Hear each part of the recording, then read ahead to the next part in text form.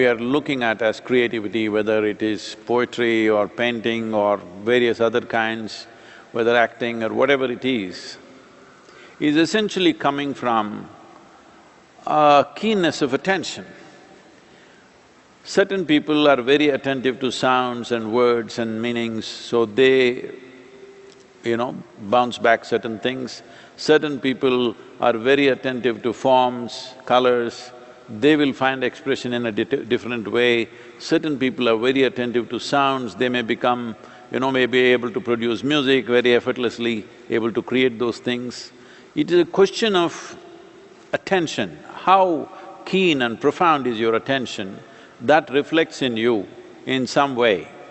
So, a sense of what I've been trying to do, I'm using the word trying to do intentionally because I'm still trying to do, is to get millions of people to become really attentive.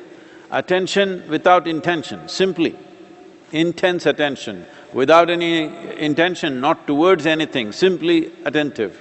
If this one thing people do, every human being will be able to be very multi-dimensional. Creativity is very much possible. It's not that they have to practice, they have to do this or that. What is lacking in human being is attention. So what is taking away human attention is simply their own cerebral activity. People do not know how to handle their memory and their attention separately. Their memory always floods into their attention and clouds it all the time. This memory, this clouding of the memory, people may call as thought or emotion or whatever else they like to, but essentially it is the accumulated memory which interferes with one's attention. Otherwise, it is very natural for you to be attentive. When you're awake, you're attentive. How else can you be? It is only because memory seeps into every aspect. So, this is the fundamental work that I've always been trying to do, that people should be able to separate their memory, their attention and their imagination. Imagination is not a problem because imagination is an extrapolation of one's memory in many different ways.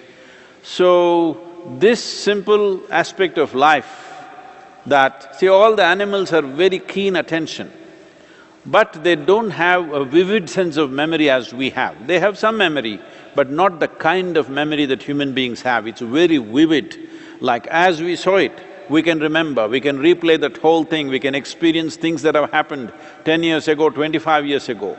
Now instead of using this memory as a phenomenal capability, most people use this to cause misery to themselves. What is it that human beings are suffering?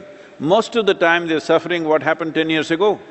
And they may be also suffering what may happen day after tomorrow. Right now these times are like that. People are already suffering what is yet to happen. Sadhguru, very well said. Sadhguru